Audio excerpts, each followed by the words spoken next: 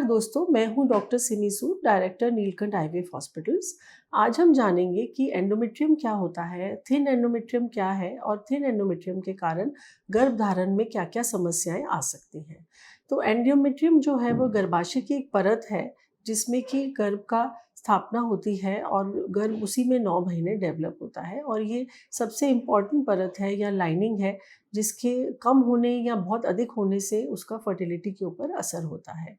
Endometrium की lining मासिक के समय शेड हो जाती है और फिर पुनः बनना चालू होती है और इसकी थिकनेस जो है वह हार्मोन के लेवल के ऊपर डिपेंड करती है, जो हर महीने में मासिक के चक्र में वेरी कर सकती है, यानी कि चेंज हो सकती है, कम और ज़्यादा हो सकती है।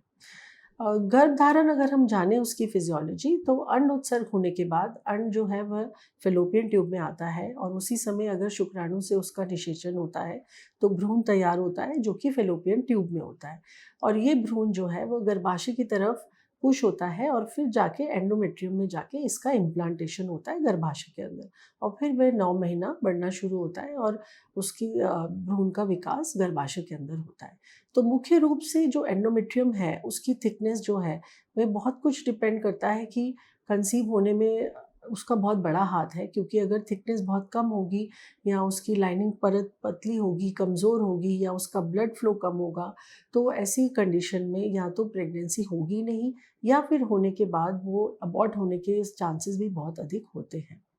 तो हम जाने कि थिन एंडोमेट्रियम के क्या-क्या कारण हो सकते हैं। सबसे इम्पॉर्टेंट कारण जो है वो हार्मोन का कमी होना शरीर में, यानी कि अगर अंड बनने की क्षमता कम होती जा रही है, एग बनने की कैपेसिटी कम हो रही है, हार्मोन लेवल्स कम है यानी कि एएमएच कम हो रहा है और महिला की उम्र अधिक होती जा रही है, तो ऐसी स्थिति में अगर हार्मोन शरीर में ईस्ट्रोजन हार्मोन कम होगा तो एंडोमेट्रियम अच्छा नहीं बनेगा, यानी कि उसकी थिकनेस कम रहेगी। दूसरा मुख्य कारण जो है वो इन्फेक्शन हो सकता है और हमारी डेवलपिंग वर्ल्ड में खासतौर इंडिया में ट्यूबरक्लोसिस या और अन्य इन्फेक्शन है जिनके कारण से एंडोमेट्रियम थिकनेस जो है प्रभावित हो सकती है। और तीसरा कारण एंडोमेट्रियल थिकनेस का कम होने का कि कोई पास्ट में डीएनसी हुई हो, रिपीटेड अबॉर्शंस की हिस्ट्री हो जिसके कारण अगर बार बार डीएनसी करी गई हो तो वह भी एक रीज़न हो सकता है जिसकी वजह से एंडोमेट्रियल थिकनेस कम हो।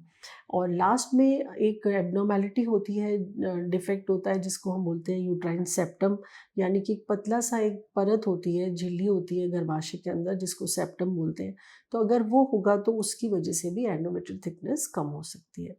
तो इन सभी चीज़ों का इलाज संभव है। अगर हार्मोन्स की कमी है तो वो टैबलेट्स द्वारा उसको बढ़ाया जा सकता है थिकनेस को, और अगर कोई सेप्टम है तो हम दूरबीन द्वारा यानी कि हिस्ट्रोस्कोपिकली उस सेप्टम को अंदर गर्भाशय से हटा सकते हैं और उसके बाद दवाइयों की मदद से उस एंडोमेट्रियम को प्रिपेयर किया जा सकता है। ट्यूबरक्लोसिस की अगर उसमें आता है पॉजिटिव है या कोई इन्फेक्शंस हैं तो उनको भी ट्रीट किया जा सकता है। तो काफ़ी हद तक इस समस्या का हम निवारण कर सकते हैं और आईवीएफ में सक्सेस का जो सबसे बड़ा मुख्य कारण है जिसके ऊपर सक्सेस डिपेंड करता है वो एंडोमेट्रियल थिकनेस रहता है, जो कि बहुत मेन फैक्टर है। तो अगर ये थिकनेस कमज़ोर है या कम है तो उसमें इसका प्रॉपर तरीके से ट्रीटमेंट करने के बाद ही अगर आईवीएफ प्लान किया जाए तो सबसे बेस्ट रिजल्ट्स मिलने की संभावना रहती है।